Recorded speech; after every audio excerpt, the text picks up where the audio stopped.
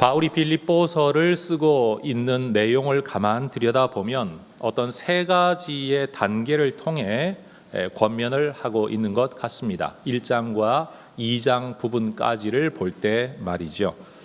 바울은 무엇보다도 먼저 예수님이 우리에게 주신 가르침을 따라서 지역교회가 가지고 있는 문제에 대한 원론적 가르침을 이야기합니다. 두 번째로 바울은 그 가르침을 예수님께서 먼저 실천하며 사셨다. 우리의 원론적인 모델로서의 예수님을 소개합니다. 그리고 세 번째는 예수님만 그렇게 사신 게 아니라 내가 말로만 이렇게 하는 게 아니라 이 지역교회 안에는 이런 삶을 살아가는 하나님의 사람들이 있다라는 실제적 모델을 제시합니다. 그래서 오늘 본문에서는 바울이 빌립보 교회에 대한 권면, 1장에서의 권면, 2장 초반부에서 예수님의 모범, 그리고 오늘 본문에서 한 지역교회 사역자였던 디모데를 우리의 삶의 모범으로 제시하고 있습니다. 여러분, 바울은 빌립보 교회에 편지를 쓰고 있는 이 시점에도 자기가 여전히 좀 자유롭게 되어서 마음껏 복음을 전할 수 있기를 소망하고 있었습니다. 특별히 빌립보 교회의 문제를 전해 듣고 그 문제를 깊이 생각하며 기도하는 중에 이 문제는 내어버려 두면 때가 되면 저절로 해결되겠다라고 생각한 게 아니라 누군가가 직접적인 도움을 주어야만, 지도해 주어야만 이 문제가 잘 해결되고 교회가 안정될 수 있겠다라고 판단을 한 것 같습니다. 그래서 바울은 자기가 할 수만 있다면 직접 찾아가서 빌립보 교회에 대한 권면과 지도를 통해 교회가 안정되기를 꿈꾸었습니다. 24절 한번 보십시오. 나도 속히 너희에게 가게 될 것을 주 안에서 확신하노라. 여러분, 믿고 있다라고 말을 하지만 사실은 강렬한 소망의 표현이고, 또 이것은 내 뜻대로 되는 게 아니라 하나님이 허락하셔야만 가능한 일이다 라고 한 문장 안에 이 많은 내용을 담고 있죠. 그러나 바울이 빌립보 교회를 방문하고 싶어도 그것은 소원일 뿐이었고, 바울은 지금 갇혀 있습니다. 창살 있는 감옥 안에 갇혀 있는지 아니면 가택 연금 정도였는지 불확실하지만 어쨌든 바울은 지금 자유롭지 못한 몸입니다. 당장이라도 풀려나면 좋겠지만 그것은 바울이 결정할 수 있는 문제가 전혀 아니었습니다. 그래서 바울은 디모데라는 사람을 자기 대신해서 먼저 이 교회로 보내고 싶은 마음을 가지게 된 거죠. 19절 보십시오. 내가 디모데를 속히 너희에게 보내기를 주 안에서 바람은 너희의 사정을 알므로 안위를 받으려 함이다. 여러분, 디모데라는 사역자를 통해 성경의 가르침을, 아마 그것이 하루 이틀에 해결될 수 있는 문제는 아니었을 겁니다. 상당한 기간 동안의 말씀의 지도와 양육을 통해 교회가 문제를 해결하고 극복하고 다시 평안한 성장하는 교회가 됨으로써 그 소식을 다시 전해 들었을 때 바울도 안위를 받고 싶은 마음에, 이렇게 되려면 디모데라는 사역자가 너희에게 꼭 가는 것이 좋겠다라고 생각을 했다는 겁니다. 그런데 문제는 바울이 디모데를 보내고는 싶었지만 그 보내는 시점이 지금 당장은 아니라고 생각하고 있었습니다. 왜냐하면 바울은 아마 빌립보 교회가 가장 관심 있어 하는 것이 바울의 재판의 결과일 텐데, 어느 정도의 결과가 나오면 그 결과를 디모데를 통해 빌립보 교회에 전해주고자 하는 마음이 있어서 이 결과가 언제 나올는지 알 수 없기 때문에 디모데를 지금 당장 보내는 것보다는 나중에 보내야 되겠다라고 생각을 했다는 거죠. 23절 보십시오. 그러므로 내가 내 일이 어떻게 될지를 보아서 곧 이 사람을 보내기를 바란다. 가능한 한 빨리 보내기를 바란다. 그러나 내 일이 어떻게 되는지를 보고 거기에 따라 가능한 한 빨리. 이 바울이 가지고 있었던 이 두 가지 마음이었다는 겁니다. 그럼 여러분, 바울이 자신을 대신해서 빌립보 교회 문제를 해결하기 위해 보내려고 했던 디모데라는 인물은 과연 누구입니까? 여러분, 우리는 성경 참 많은 곳에서 디모데라는 사람에 대한 정보를 얻을 수 있습니다.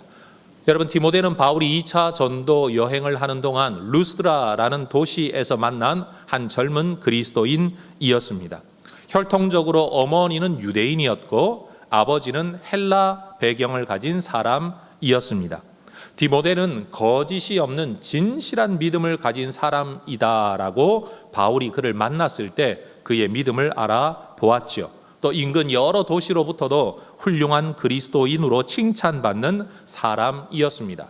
그래서 바울은 이 루스드라를 떠날 때에 이 디모데라는 사람을 장차 이 교회의 사역자로 세우면 좋겠다라고 생각을 하고 그를 목회 동역자로, 복음의 동역자로 함께 데려가기를 원했습니다. 그래서 아버지가 헬라인이다가 보니까 아무래도 복음으로 유대인들과 교제를 나누려면 할례를 받는 것이 필요하다라고 생각을 해서 이미 장성한 청년이었던 이 디모데에게 할례를 행하고 그 다음 그를 복음으로 데려간 이야기를 우리는 사도행전에서 볼 수 있습니다.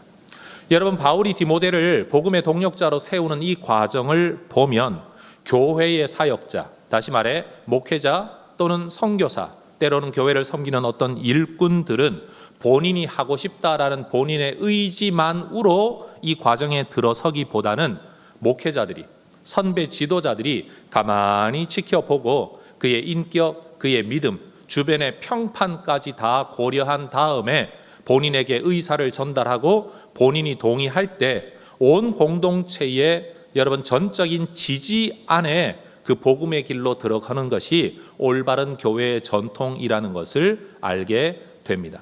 저는 앞으로 저희 교회에서 목회 후보생, 선교 후보생, 교회 사역 후보생들이 나온다면 목사님 제가 하고 싶습니다 이러고 나오는 게 아니라 교회가 오히려 그분에게 요청을 하고 그분이 기도하는 가운데 수락을 하고 온 교회가 적극적으로 찬성하는 가운데 그 사역의 길에 들어설 수 있는 이런 바울이 디모데를 사역자로 차출하는 것과 같은 이러한 전통들이 우리 교회 안에 세워질 수 있기를 저는 소망합니다.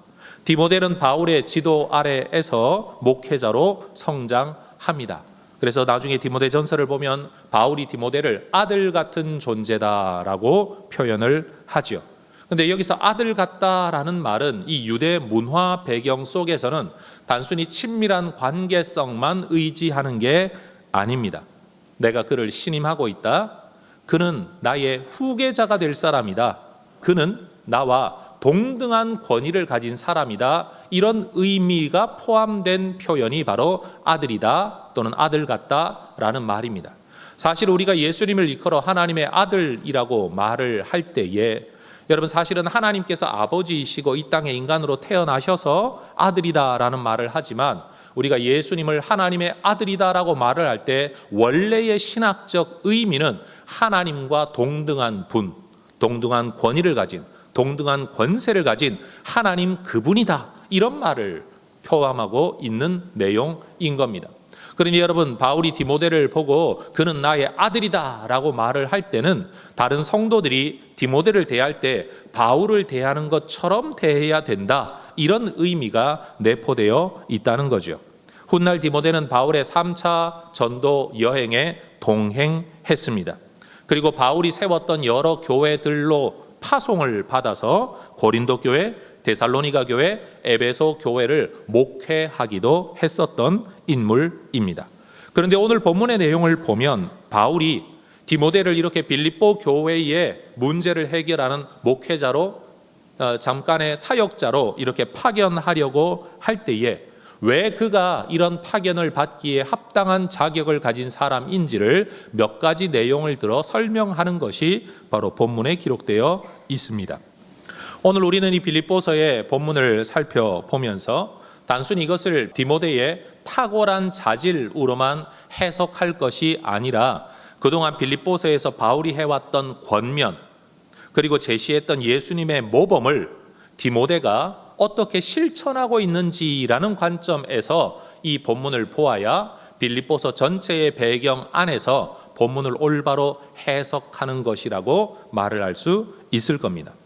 여러분 바울은 세 가지 관점에서 디모데가 이 사역을 하기에 합당한 사람이라고 설명합니다. 첫 번째는 디모데는 그의 내면, 마음과 태도에 있어서 바울에게 인정받았고 빌립보 교회와 오늘 우리가 본받아야 할 한 사람의 모델이었습니다. 20절 같이 한번 읽어 보겠습니다.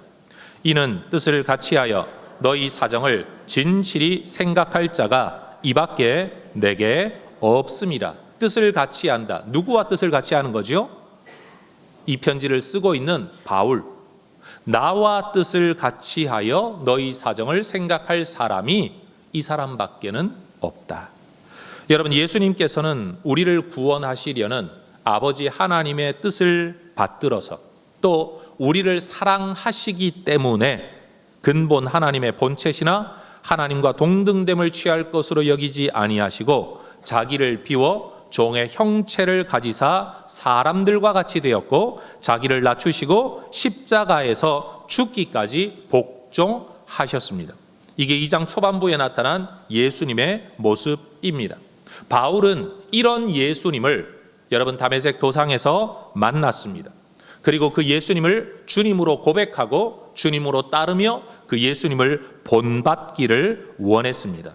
그래서 바울은 1장에서의 기록을 보면 전파되는 것은 그리스도니 이로써 나는 기뻐하고 또한 기뻐하리라. 내가 어떤 대접을 받느냐보다 훨씬 더 중요한 것은 그 일을 통해 복음이 전파되고 있느냐라는 사실이다. 이런 삶의 가치를 따라서 1장 20절에 죽든지 살든지 내 몸에서 그리스도가 존귀하게 되는 것을 나는 삶의 목적, 마음의 중심과 태도로 삼고 살아가고 있다라고 말을 했습니다. 여러분, 저 예수님께서 걸어가신 삶의 모습을 보면서 그 주님을 주님으로 모시고 따라가는 바울, 그 바울이 자기 뒤를 따라오는 디모데를 두고 하는 말이 무엇이냐? 뜻을 같이 한 사람이다. 한번 따라해 보십시다. 뜻을 같이하여. 한글로는 뜻을 같이하여인데 여러분 원어적으로 보면 같은 영혼이라는 말입니다. 같은 영혼을 가진 사람. 한글로 이걸 더 쉽게 표현하면 이런 겁니다. 또 다른 한 사람의 나. 바울은 지금 디모데를 두고 뭐라고 말을 하고 있는가 하면 그는 또 한 사람의 바울과 같은 사람이다. 그 말을 하고 있다라는 거죠. 그런 면에서 디모데는 2장 초반에서 바울이 권면했던 내용을 가장 잘 실천하고 있는 사람입니다. 2장 2절 마음을 같이하여 같은 사랑을 가지고 뜻을 합하며 한 마음을 품어라. 2장 5절 너희 안에 이 마음을 품어라. 곧 그리스도 예수의 마음이다. 복음을 위해 영혼을 위해 구원을 위해 여러분 하나님이 자기를 비우시고 죽기까지 복종하셨던 그리고 내가 감옥에 갇히든 말든 죽든 살든 오로지 복음을 위해 구원을 위해 하나님 나라 사역을 위해 살았던 바울처럼 디모데 역시 한 마음을 품고 살았던 사람이라는 겁니다. 여러분 디모데는 누군가의 요청 또는 지시 때문에 이런 마음을 품은 게 아니었습니다. 여러분 그 사람 스스로가 빌립보 교회와 그 성도를 향한 자발적인 깊은 관심을 가지고 있었다는 겁니다. 너희 사정을 진실이 생각하다. 여러분 굉장히 완곡한 표현이지만 이걸 한 단어로 바꾸면 너희 사정을 염려하는 사람이 디모데 한 사람뿐이다 라는 겁니다. 물론 이 염려는 부정적인 의미의 염려가 아닙니다. 여러분 그 자체를 위하여서 하나님의 뜻을 이루어지도록 하기 위하여서 그들의 평안과 그들의 신앙을 위하여 애끓는 마음을 가지고 있었던 것이 디모데라는 겁니다. 그런 면에서 그는 그리스도 예수의 마음을 본받은 자였고 바울의 마음을 가지고 있는 사역자, 또 한 사람의 바울과 같은 사람이었다라는 겁니다. 성도 여러분, 여러분의 마음 중심, 여러분의 관심, 여러분의 태도는 누구를 닮아 있으십니까? 만약 누군가가 여러분을 두고 내가 알고 있는 신앙의 인물 중에 당신을 볼 때마다 나는 그분이 생각난다. 당신은 마치 또 한 사람의 그 사람 같다라고 만약 말을 한다면 여러분은 누구를 닮아 있으십니까? 디모데는 그의 마음 중심, 그의 태도, 그의 관심, 영혼에 대한 열정에 대하여 바울을 닮아 있었다라는 겁니다. 두 번째, 여러분, 디모데는 삶의 우선순위의 면에서 바울에게 인정받았습니다. 빌립보 교회와 오늘 우리가 본받아야 할 모델인 거죠. 21절 같이 한번 읽어볼까요? 그들이 다 자기 일을 구하고 그리스도 예수의 일을 구하지 아니하되. 우리가 추측해 보기로는 아마 이런 상황이었던 것 같습니다. 바울 주변에 여러 사역자들이 있었죠. 때로는 옆에 있기도 했을 것이고 때로는 보냄받아 어디선가 사역을 하기도 했을 겁니다. 어쨌든 바울이 알만한 또는 추천할 만한 여러 사역자들에게 바울이 이 빌립보 교회에 대한 안타까움 때문에 네가 여기에 가서 말씀으로 저들을 좀 지도하여 분란 가운데 있는 이 교회를 좀 안정되게 하면 좋겠다라고 그곳을 방문하여 사역하기를 요청했을 때 대부분의 사역자가 거절했던 모양입니다. 그 사람들을 이해하는 입장에서 보면 아마 그들도 자기가 지금 해야 할 일, 프로젝트 과정 중에 있거나 아니면 피치 못한 어떤 상황 때문에 거기에 갈 수 없는 여러 가지 이유들을 가지고 있었겠죠. 여러분, 그 사람들을 이해하는 입장에서 이렇게 해석을 하더라도 디모데는 그럼 어떠할까요? 디모데는 피치 못할 상황이 아예 없었을까요? 하고 있는 일이 아무것도 없었기 때문에, 진행하고 있는 아무런 프로젝트나 계획이 없었기 때문에, 책임지고 자기가 일상적으로 해야 될 일이 없었기 때문에 그러면 이 일에 응했을까? 이런 질문을 우리는 해볼 수가 있는 거죠. 바울이 말하는 것처럼 자기 일을 구하고, 그 자기 일이라는 게 꼭 세속적인 일이라고 말할 수는 없을 겁니다. 그러나 내가 생각하는, 내가 중요하게 여기는, 내가 우선하는 어떤 일보다도 디모데는 바울이 우선하는 일, 바울이 관심을 가지고 있는 일, 바울이 자기에게 맡기는 일에다가 우선순위를 두었다라는 겁니다. 바울은 빌립보 교회의 이 평안을, 그리고 이 교회를 돕고 섬기기 위한 디모데의 헌신을 두고 그리스도 예수의 일을 구하는 것이다 라고 표현하고 있습니다. 여러분, 이 구절을 깊이 묵상하면 우리는 흔히들 잘못 생각하고 있는 어떤 모습을 우리 안에 있음을 돌아보게 됩니다. 오늘날 상당히 많은 사람들이 이런 말을 합니다. 하나님을 섬기고 하나님께 예배하는 것과 하나님의 말씀인 성경을 읽고 말씀 따라 살아가는 것은 신앙의 본질적인 일이지만, 지역 교회가 가지고 있는 조직 또는 습성, 아니면 그 교회가 필요로 하는 일은 진짜 하나님의 본질적 일이 아니고 부수적인 일이다 라는 생각을 우리가 가지고 있다라는 겁니다. 신앙의 본질적인 일은 가치가 있는 일이고 교회의 일은 사람들의 일일 뿐이다 라고 생각하는 거죠. 그래서 요즘 흔히 이 교회, 지역교회, 사람들이 모여있는 교회라고 불리워지는 공동체가 가진 여러 문제점, 부족함, 잘못함 때문에 마음의 부담과 상처를 느낀 사람들이 나는 하나님을 믿지만 지역교회는 나가지 않는다. 나는 교회 안 나가. 거꾸로 해서 가나안 성도가 된 사람들이 많다라는 겁니다. 그런데 오늘 바울의 이 구절을 깊이 묵상해 보면 성경은 그들의 신앙을, 그들의 결정을 여러분 적극 찬동하지는 않고 있다라는 것을 알게 되죠. 여러분, 지금 바울이 디모데 보고 너 복음 전해서 믿지 않는 사람 믿게 만들어라, 너 복음을 위해 순교해라 말하지 않습니다. 여러분, 유 권사님과 순 권사님 앞으로 4장에서 살펴보게 될 겁니다. 빌립보 교회의 큰 사역을 감당하는 여자 성도 둘이 가지고 있는 갈등과 그로 말미암아 교회가 내분을 겪고 있고 평안을 잃어버리고 세력이 나누어지고 있고 복음에 연합하지 못하는 지극히 인간적인 죄성으로 말미암은 이 문제를 해결하기 위해 디모데가 자기의 모든 일을 내려놓고 이 일에 헌신한 것을 두고 바울은 그리스도 예수의 일을 구하는 것이다 라고 표현하고 있다라는 겁니다. 그러니 여러분, 우리는 이런 말을 할 수 있을 것 같습니다. 자, 따라하십시다. 문제만은 교회를 섬기는 것이 그리스도의 일입니다. 다시요. 교회를 섬기는 것이 그리스도를 섬기는 것입니다. 여러분, 교회와 신앙의 본질을 구분지을 수가 없다라는 말입니다. 도대체 어디에서 경계선을 우리가 그을 수 있겠습니까?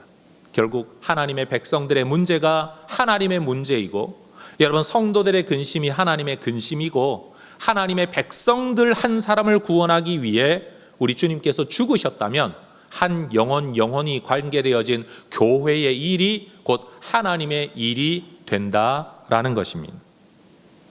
여러분, 이유가 어찌되었든 말 못할 어떤 형편과 이유가 있든지 교회를 돌아보지 않고 성도들을 돌아보지 않는 것은 그리스도 예수의 일을 구하는 것이 아니라 자기 일을 구하는 것이다라는 이 구절을 여러분 깊이 새기시고, 여러분 이 말씀 안에 신앙생활 해 나가시기를 주의 이름으로 축원합니다. 그런 면에서 디모데는 1장 27절에서 바울이 권면했던 내용, 한 마음으로 서서 한 뜻으로 복음의 신앙을 위하여 협력해라 라는 이 권면을 가장 잘 실천하고 있는 한 사람의 모델이 되는 거죠. 세 번째, 디모데는요, 검증된 사역자라는 점에서 바울에게 인정받은 사람이고 우리가 본받고 따라가야 할 한 사람의 그리스도인이었습니다. 22절 같이 한번 읽어보겠습니다. 디모데의 연단을 너희가 아나니 자식이 아버지에게 함같이 나와 함께 복음을 위하여 수고하였느니라. 바울이 지금 표현하고 있는 겁니다. 나와 함께, 객관적으로 말하면 바울과 함께 복음을 위하여 수고하였다라는 거죠. 문장을 바꾸면 복음을 위하여 나와 함께 수고한 사람이 디모데입니다. 그런데 여러분, 나와 함께 수고했다라는 말의 원어적 의미는 뭔가 하면 나에게 종처럼 섬겼다, 종처럼 나를 섬겼다라는 말입니다. 여러분, 디모데는 종이 아닙니다. 몸종되라고 바울에게 불려간 거 아닙니다. 복음을 위해 그리스도를 섬기고 교회를 섬기라고 여러분 동력하게 된 사역자입니다. 동력자입니다. 그런데 그 동력의 모습이 무엇이었느냐? 디모데는 종처럼 바울을 섬긴 겁니다.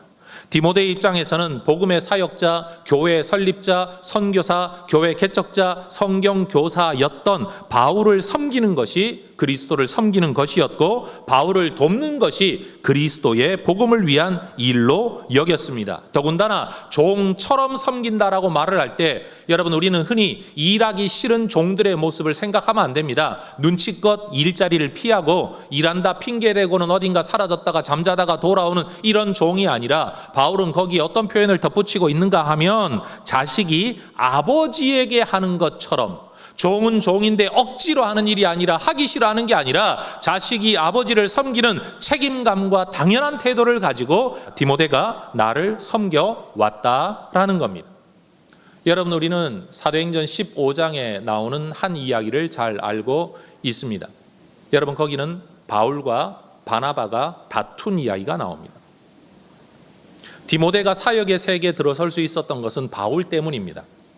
그런데 여러분, 바울이라는 사람이 교회 사역자로 들어설 수 있었던 이유는 바나바라는 사람이 있었기 때문입니다. 추측컨대 바나바가 훨씬 더 연장자였을 것이라고 우리는 생각을 합니다. 그럼 여러분, 내가 소위 말해 교회 목사가 될 수 있도록 길을 열어준 사람이 바나바라고 한다면, 바울 입장에서는 바나바를 좀 더 공경하고 바나바의 결정을 따라가는 것이 흔히 우리가 생각하는 기본적인 태도 아니겠습니까?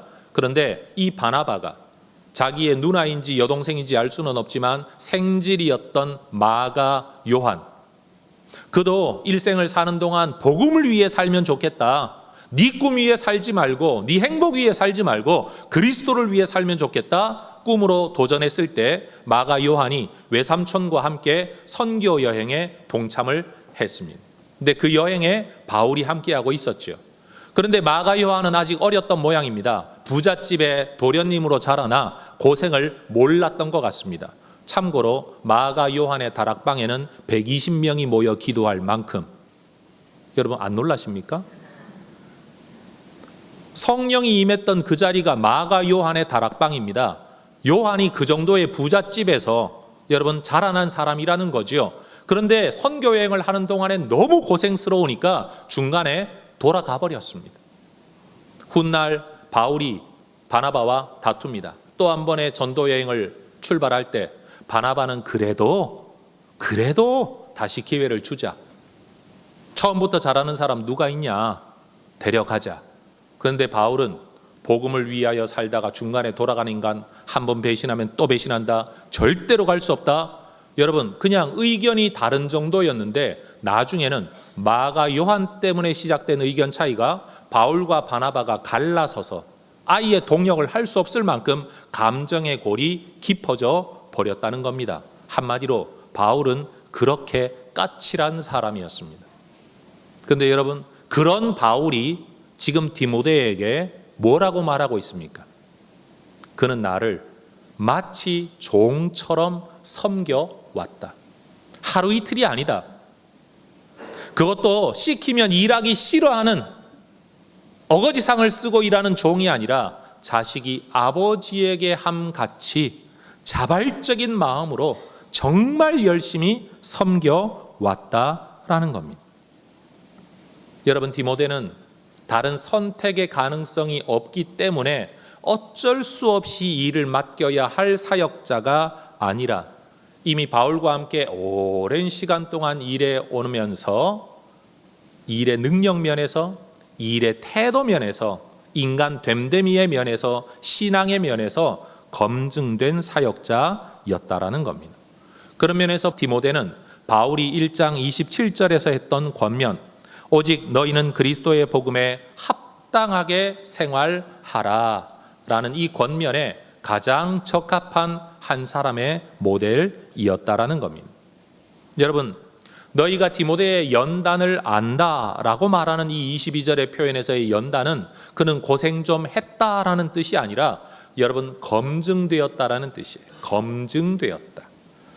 여러분, 성경에 보면 이제 막 예수 믿은 사람들은 절대로 교회 지도자로 세우지 마라 라는 구절이 있습니다. 왜냐하면 검증되지 않았기 때문에.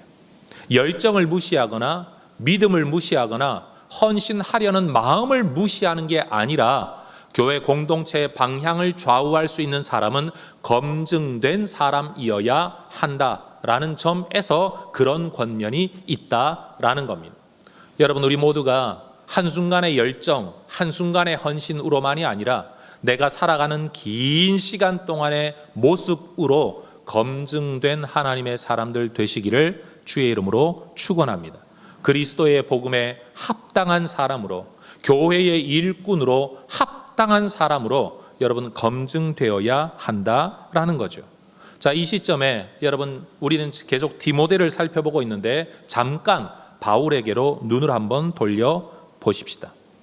여러분, 디모데가 바울에게 어떤 사람이었습니까? 아들 같은 사람이었습니다. 종 같은 사람이었습니다. 검증된 사람이었습니다. 또한 사람의 나와 같다라고 말할 만큼 바울의 마음을 가지고 있었던 사람입니다. 다시 말하면 바울 입장에서는요, 디모데 같은 사람이 옆에 있는 게 가장 편합니다. 그는 감옥에 갇혀 있습니다. 누군가가 돌봐야 합니다. 여러분, 갇혀있는 상태에서 이번엔 누구를 좀 찾아가라, 이 편지 좀 전달해라, 어디 좀 알아보고 와라 라고 말할 때 믿고 맡길 수 있는 마음 편한 사역자가 디모데였다라는 겁니다. 만약 여러분이 바울이라면 여러분, 디모데를 빌립보 교회로 보내고 내가 부탁했는데도 말 듣지 않는 다른 사역자를 옆에 놓고 일을 시키시겠습니까? 아니면 말 잘 안 듣는 사역자를 어거지를 써서라도 보내버리고 말 잘 듣고 마음 편한 사역자를 옆에 두시겠습니까? 여러분, 바울이 자신의 편안함만 생각하면 이미 오랜 시간 동안 내 사람처럼 완전히 익어 있는 디모데를 곁에 두고 복음을 위해 헌신된 다른 사람 보내는 게 더 낫습니다. 그러나 바울은 자신의 편안함을 추구하는 사람이 아니라 교회의 평안을 추구하는 사람이었습니다. 내가 좀 더 편안하게 되는 것보다는 교회가 평안하게 되는 것을 추구했기 때문에 그렇게 익숙한, 그렇게 편안한, 그렇게 내게 최적화되어져 있는 디모데를 붙들고 안 놓아주는 게 아니라 오히려 그를 교회를 위한 사역자로 보내려고 마음먹고 있는 겁니다. 마치 안디옥 교회가 성령의 지시를 받았을 때 그 교회가 성장되도록 사역했던 바울과 바나바를 선교 사역을 위해 아낌없이 안수하며 여러분 파송했던 것처럼 자기 교회 유익만을 추구한 게 아니라 하나님 나라 복음을 위해 자기의 가장 중요한 자원, 이들 때문에 교회가 성장했고 이들 때문에 우리 교회가 여기까지 왔는데 여러분 그들을 복음을 위해 내놓았다라는 겁니다. 안디옥 교회나 지금 바울이나 사실은 상황은 다르지만 같은 마음, 같은 태도를 품고 있는 거죠. 여러분 자동차는 핸들로 움직입니다. 운전석에 앉아 핸들 하나 잘 움직이면 밑에 있는 바퀴가 여러분 그 핸들을 따라 움직여서 가야 할 방향이 결정납니다. 그런데 여러분 나는 핸들을 똑바로 잡고 있는데 자동차가 한쪽으로 기운다면 여러분 이건 반드시 손을 봐야만 합니다. 왜? 죽고 사는 문제가 달려 있으니까요. 근데 만약에 핸들을 움직일 때 두 바퀴가 따로 움직인다면 이 차는 절대로 운행해서는 안 됩니다. 여러분 누구를 죽일지 알 수 없습니다. 이런 방향 정렬을 얼라이먼트라고 부릅니다. 한번 따라 하십시다. 마음의 한 방향 정렬. 여러분 오늘날 교회가 교회다워지려면 성도들의 마음이, 온 교회의 마음이 한 방향 정렬이 이루어져야 합니다. 근본 하나님의 본체시나 하나님과 동등됨을 취할 것으로 여기지 아니하시고 인간이 되시고 죽기까지 복종하신 예수님, 그 예수님은 하나님과 얼라이먼트가 이루어진 거죠. 하나님이 하려고 하는 일, 하나님이 가려고 하는 곳, 하나님이 하시려는 방식에 주여 할만하시거든 이 잔을 내게서 지나가게 하옵소서 라는 탄식이 있었지만 그럼에도 내 뜻대로 마시고 아버지의 뜻대로 되기를 원합니다라고 예수님이 자기 삶의 방향을 하나님과 얼라이먼트 했다라는 겁니다. 사도 바울도 이 돈은 없어져야 마땅한 거다라고 자기 나름의 성경 이해에 근거하여 그렇게 열심을 내다가 예수 만나고 난 이후에 예수님 안에 한 방향 정렬을 했죠. 그리고 디모데는 그런 바울과 함께 한 방향 정렬을 한 겁니다. 여러분 우리가 이 땅을 살면서 결혼이 왜 행복한 삶이 되지 못하느냐? 단 두 사람인데도 불구하고 한 방향 정렬이 되지 않기 때문입니다. 마치 소 두 마리가 각자 제 길을 가려고 힘겨루기를 하는 것처럼 남자와 여자가 때로는 부모와 자식이 그렇게 힘겨루기를 하는 한 그 가정은 평안할 수가 없는 거죠. 그래서 여러분 남자에게 여자가 맞추거나 여자에게 남자가 맞추는 게 중요한 게 아니라 부부가 다, 부모 자식이 다 예수 그리스도를 바라본 한 방향 정렬이 이루어져야 그 가정은 하나님 은혜 안에 평안할 수 있다라는 겁니다. 근데 많은 경우 이게 이루어지지 않아서 좀 가는 것 같더니 지지고 볶고 싸우고, 좀 사는 것 같더니 산다 못 산다 떠들고, 좀 괜찮은 것 같더니 여러분 얼굴도 안 본다라고 이야기하는 모습들이 이루어진다라는 겁니다. 여러분 바울이 가지고 있었던 마음이 디모데와 다른 게 아니었습니다. 디모데는 바울과 또 다른 한 사람의 바울처럼 여겨지는 바울과의 마음이 얼라이먼트 되어진 사람. 바울은 누구와 얼라이먼트 되어져 있다고요? 예수님과 얼라이먼트 되어져 있는 분. 여러분 그 예수님은요 또 하나님과 한 방향 정렬이 이루어져 있는 분. 저는 우리 혜성교회가 너와 내가 중심이 아니라 우리 모두가 우리 하나님, 제일 앞에는 하나님, 예수님, 바울, 디모데, 그 뒤에 우리가 서서 한 방향 정렬이 이루어지기를 주의 이름으로 축원합니다. 자, 따라하십시다. 우리는 절대로 기준이 될 수 없습니다. 다시, 나는 절대로 이 교회의 기준이 아닙니다. 여러분, 우리의 기준대로 이 교회가 움직여져서는 목사도 그러면 안 됩니다. 우리 모두가 이 한 방향 정렬, 성경이 가지고 있는 이 방향을 따라 나아가야 될 줄로 믿습니다. 그런데 여러분, 개인적으로 저는 이 본문이 참 힘든 본문입니다. 제가 설교자로 살아온 지 올해가 30년째입니다. 오늘 이 본문, 오늘 설교하려고 처음 읽은 건 아니지 않겠습니까? 목회자로 살아오는 지난 시간 동안 저는 성경을 순서대로 읽어가다가 이 본문에 도달할 때마다 뭐라고 말할 수 없는 굉장히 복잡한 마음의 어려움을 겪는 말씀이 바로 이 본문입니다. 물론 이것만 그런 건 아닙니다. 예레미야 애가를 읽어도 죽어나고요. 여러분, 성경 여기저기 은혜로 받고 읽어가다가 어느 본문인가 딱 부닥치면 마음이 막 허물어져 내리는 정말 힘든 본문들이 많이 있는데 저는 지뢰밭이라고 부릅니다. 그런데 그 중에 한 지뢰가 바로 오늘 이 본문의 말씀입니다. 왜냐하면 첫 번째로는 성도들의 형편을 진실이 생각할 자가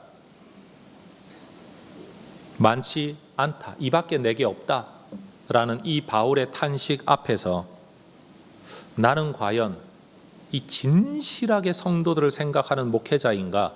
라는 질문 앞에 죄책감이 들어서 일단 마음이 어려움. 그 정도가 어디인지를 알지 못하기 때문에 지금 이 정도만 생각해도 되는 건가? 더 해야 되는 건데 못하고 있는 자신에 대한 죄책감이 이 말씀 앞에 설 때마다 내 가슴에 찔려오죠.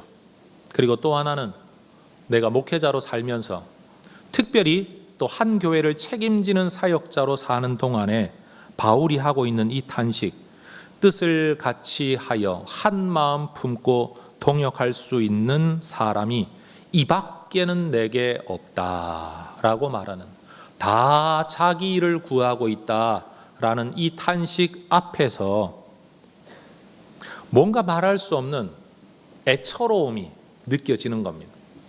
여러분, 마음속에 있는 정서적인 어떤 모습을 파토스라고 불러요. 이 파토스, 여러분, 이 마음속에 있는 파토스가 바울이 가지고 있었던 그 마음이 내게도 공감되어져서 심퍼티가 일어나는 겁니다.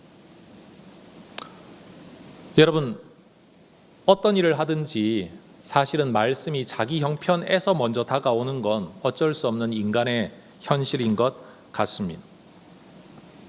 여러분, 오늘 이 말씀과 이 설교를 제가 지금 목회자 세미나에서 하고 있다면 저는 적용의 초점을 목회자에게 맞추어 우리를 돌아보는 일에 아마 말씀을 전할 겁니다.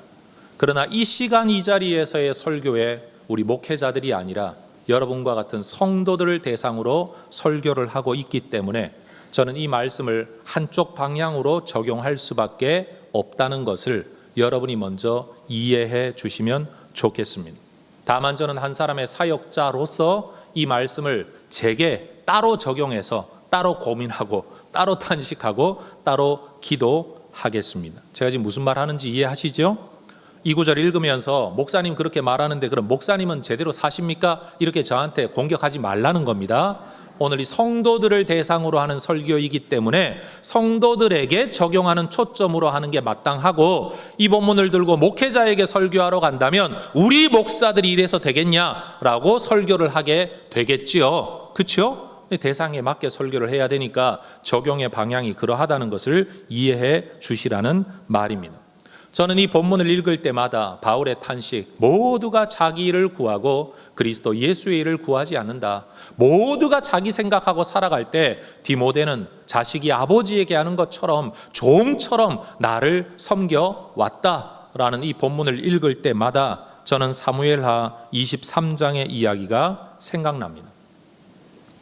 거기에는 다윗의 용사들의 이야기가 기록되어 있죠.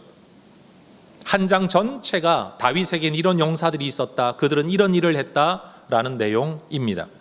그런데 그 내용을 기록하는 서론 부분에 밑도 끝도 없이 갑자기 이런 구절이 등장합니다. 사무엘하 23장 6절, 사악한 자는 다 내버려질 가시나무 같으니 이는 손으로 잡을 수 없음이로다.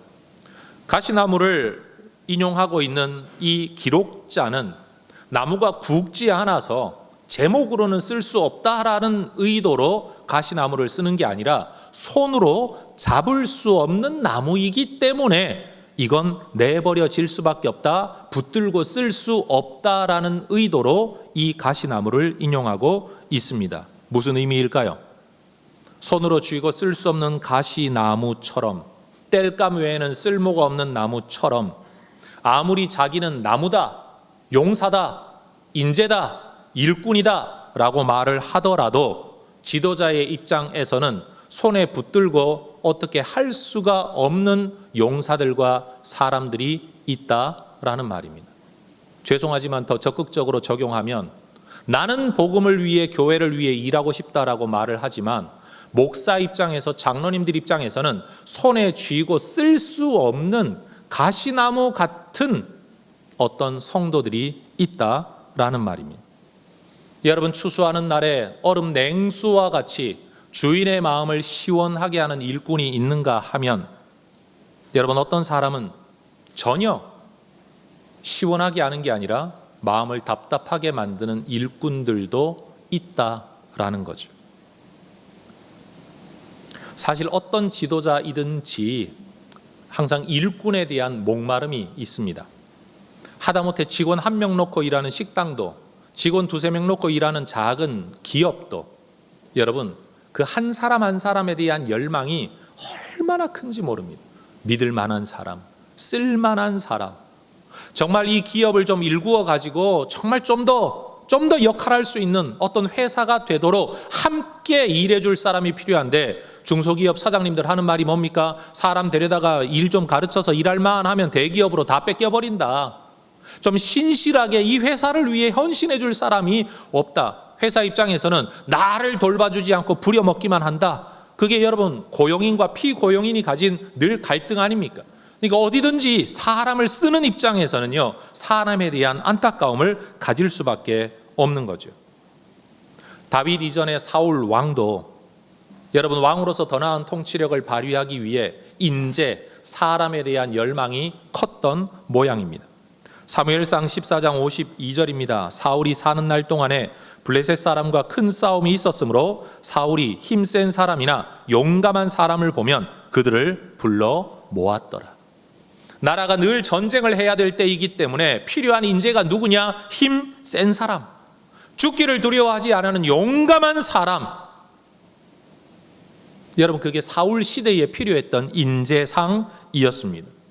그런데 여러분, 그렇게 불러 모아진 힘센 사람과 용감한 사람들, 여러분, 그들이 쓰임받았던 게 어떤 일입니까? 결국 악령에 사로잡힌 사울이 다윗 잡아 죽여라 그 명령을 위해서 전국을 뒤지며, 다윗의 표현에 의하면 벼룩 같은 나를 쫓아다니십니까? 라는 이 표현을 빌려오면 소위 말해 전국을 뒤지며 벼룩 잡아 죽이려고 일생을 허비한 게 사울의 용사들이었습니다.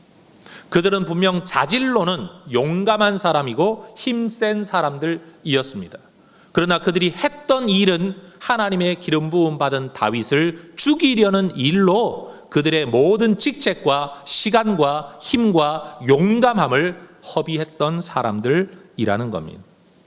훗날 다윗이 제국을 건설했을 때에도 사울의 이 용사들은 다윗의 사람이 될 수가 없었습니다. 그들은 사울의 갑옷이었고 사울의 손에 맞는 나무였을 뿐이지 다윗 입장에서는 손에 쥘 수 없는 가시나무 같은 사람들이었습니다. 그런데 정작 반역자로 쫓겨다녔던 다윗, 그에게로 모여들었던 사람들이 있습니다. 사울에게는 힘센 사람과 용감한 사람들이 모여들었다면 사무엘상 22장 2절, 환난당한 자, 빚진 자, 마음이 원통한 자가 다윗에게로 모여들어 다윗은 그들의 우두머리가 되었는데 인원도 결국 400명밖에 되지 않았다라는 겁니다. 그런데 여러분, 환난당한 자, 빚진 자, 원통한 자는 전쟁과는 아무 상관없는 역량 아닙니까? 나라를 건설하기에는 전혀 필요한 조건이 아닌 상태의 사람들이었습니다. 그런데 그들이 다윗과 함께 살기로, 다윗의 사람이 되기로 결심한 이후부터 그들은 다윗의 제국을 건설하는 용사들이 되었습니다. 여러분, 그들이 어느 정도까지 다윗을 사랑하고 다윗을 추종하고 다윗을 섬겼느냐? 마치 디모데가 바울에게 대하여 아버지를 섬기듯 종의 자세로 섬겼던 것처럼 다윗의 용사들은 어느 날 전쟁 중에 다윗이 저 베들레헴 성문 곁에 있는 우물에 물 한 모금 먹으면 좋겠다 탄식했는데, 여러분, 3명의 용사가 목숨 걸고 왕이 그 물 한 모금 먹게 하기 위해 여러분 돌파하고 지나가 물을 떠오게 되었다. 그게 다윗의 용사들. 성경은 그렇게 말합니다. 그들이 이런 일도 하였다. 이런 일까지 하였다. 여러분, 사울에게 모여들었던 사람들은 이미 왕의 자리에 오른 사울, 그리고 그의 왕국에서 사울을 따라가면 사울이 주는 자리를 얻을 수 있었습니다. 그들에게 어쩌면 사울이 삶의 목적이 아니라 사울이 주는 자리, 명예, 지위, 봉급이 그들의 목적이었을 겁니다. 그런데 다윗을 따라온 사람들은 누구입니까? 다윗이 쫓겨다니는 사람입니다. 죽을 수도 있습니다. 자리 없습니다. 지위 없습니다. 명예 없습니다. 봉급 없습니다. 그런데도 다윗을 위해 함께 살겠노라고 나온 그들이 결국 여러분 다윗의 용사들이 되었지요. 그리고 그들의 지도자였던 다윗이 하나님 나라를 꿈꾸는 삶을 살았기에 그들은 다윗의 용사일 뿐만 아니라 하나님의 용사가 되었습니다. 생각해 보십시오. 힘센 사람, 용감한 사람들이 지위와 봉급과 여러 혜택이 보장받은 사울을 따르는 사울의 사람이 되었는데, 결국 그들은 악령 들린 사울의 명을 따라 하지 않아야 할 엉뚱한 일을 하다가 평생을 허비했던 사람들, 정말 자격 없는 사람들이었는데 다윗 따라 다윗의 사람, 다윗의 용사가 되었는데, 다윗이 하나님 나라를 추구하는 사람이었기에 그들도 하나님 나라를 이루어가는 예수 나라의 모델이 되는 다윗의 제국을 건설하는 사람들이 되어 사무엘하 23장에 다윗의 용사들의 이름이 거론되어지는 그곳에 그들의 이름이 기록되었다라는 겁니다. 누구의 손에 붙잡혀 누구와 함께 어떤 일을 하느냐, 여러분, 그게 일생의 결정인 거죠. 저는 이 일을 하는 데 있어서는 능력이 최고로 중요한 가치가 아니다라는 생각을 가지고 있습니다. 목사님, 일할 때 능력이 제일이죠. 그렇다고 제가 지금 인격과 인품을 말하는 것도 아닙니다. 함께 일을 할 때는요, 탤런트, 은사, 능력보다도요, 가용성, availability, 함께 할 수 있느냐, 그 사람이 이 일에 자신을 헌신할 수 있느냐가 저는 훨씬 더 중요하다고 생각합니다. 그래서 저는 여러분에게 이런 질문을 한번 드려보고 싶습니다. 여러분은 하나님 나라와 하나님의 교회에 가용한, available한 자원이십니까? 여러분, 디모데가 그 시대의 최고의 인재는 아니었을 겁니다. 디모데가 그 시대에 믿음이 제일 좋은 사람이다 라고도 말할 수 없습니다. 바울도 그렇게 말하지 않습니다. 그러나 바울의 입장에서는 내가 쓸 수 있는 유일한 사람이다. 내게는 너무 소중한 사람이다. 나 같은 마음을 품고 내가 원하는 일을 위해 내 속을 시원하게 해줄 수 있는 유일한 사람이다. 지금 바울이 그 편지를 쓰고 있는 거 아닙니까? 모두가 자기 일로 바쁠 때, 모두가 자기 사업에 바쁠 때 하나님 나라 교회를 위해 염려할 만큼 그 가슴에 품고, 자기 일과 계획이 많은데도 불구하고 그 일을 위하여 자기를 헌신할 수 있는 사람, 이 사람밖에 없다.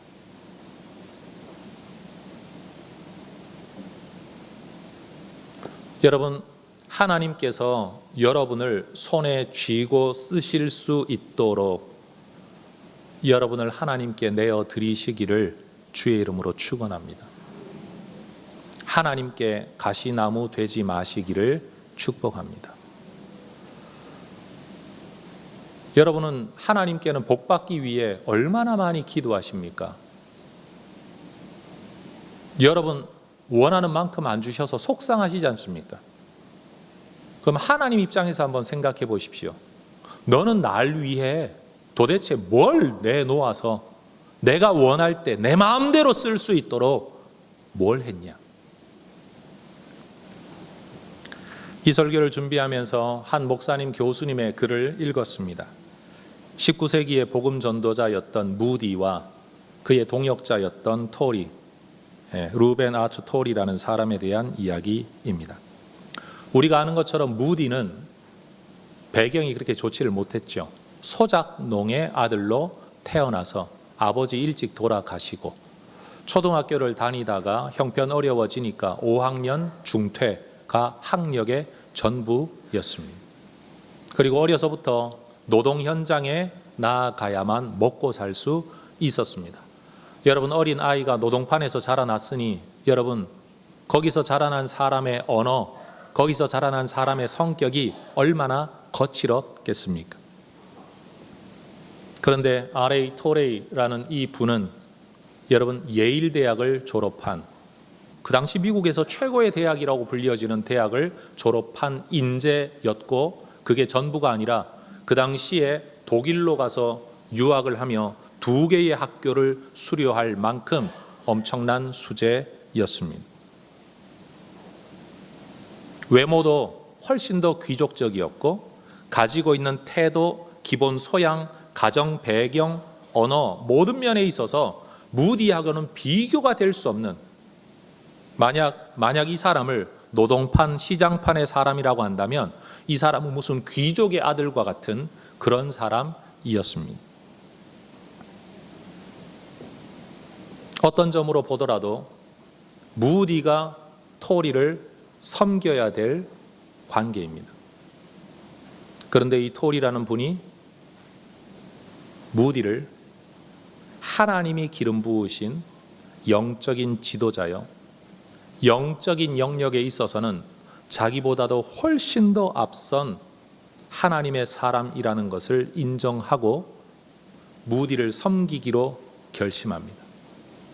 유학하고 배우고 가정 배경에 여러분 모든 면에 탁월했던 그가 자기가 가지고 있는 모든 자원을 무디를 돕는 일에 사용했다는 겁니다. 어느 정도냐? 무디의 속옷을 빨아주고 무디의 구두를 닦아줄 만큼. 당시 또 다른 복음 전도자였던 윌버 체프먼이라는 분이 이 두 사람의 관계를 이렇게 표현했다고 합니다. 그처럼 전폭적으로 무디의 신임을 받은 사람은 토리밖에 없을 겁니다. 그런데 그처럼 무디에게 전폭적으로 충성한 사람도 토리밖에 없을 겁니다. 여러분 신임은 아무한테나 하는 게 아니지 않습니까? 충성하는 검증된 사람에게 신임하는 거 아닙니까? 신임을 받고 싶으면 충성해야 되는 것이고 충성하는 사람을 신임하는 건 당연한 관계입니다. 여러분 디모데가 아무것도 하지 않는데 자기 일 있으면 사역을 하다가도 집어던지고 자기 일 먼저 하는데 바울이 그를 이렇게까지 신임하지는 않았을 겁니다. 디모데가 살아왔던 삶, 그는 한 사람에게 충성된 게 아닙니다. 하나님 때문에, 복음 때문에, 예수님을 푯대로 가는 길에 그 길을 먼저 가고 있는 바울, 그를 섬기는 것이 그리스도를 섬기는 것, 그의 일을 돕는 것이 그리스도의 일을 하는 것이라고 그가 믿었던, 한 방향 정렬이 되어진 사람들만이 누릴 수 있는 관계인 거죠. 우리 스스로를 말씀에 비추어 돌아보았을 때 우리는 과연 복음을 위하여 합당한 삶을 살아가고 있는가? 우리는 과연 그리스도의 마음을 품고 있는가? 우리는 과연 그러한 삶을 살아가는 사람이라고 검증된 사람들인가? 그래서 신뢰받고 있는가? 하나님 나라 용사라고 인정받을 수 있는 사람들인가? 하나님의 손에 붙들린 사람들이 맞는가? 돈이 있어야 된다, 배운 게 있어야 된다, 아는 게 있어야 된다, 그거 말하지 않습니다. 억울한 자, 환난 당한 자라도 괜찮습니다. 하나님 마음 품고 함께 일하다가 보면 하나님이 우리를 하나님의 위대한 용사들로, 쫓겨다니는 무리였지만 제국을 이루는 사람들로 그들을 세우셨듯이, 성도 여러분, 우리 모두 하나님의 손에 꼭 쥐어질 수 있는 유용한 도구들 되시기를 주의 이름으로 축원합니다. 바울이 디모데를 이렇게까지 극찬 인정했던 것처럼 여러분 지도자들에게 또는 누군가에게 여러분 그렇게 인정받을 수 있는 하나님의 사람들 되시기를 축복합니다.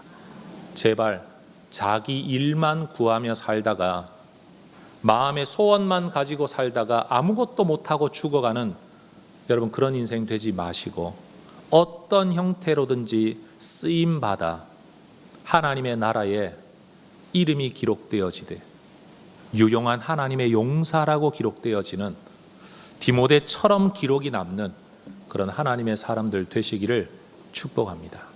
기도하겠습니다.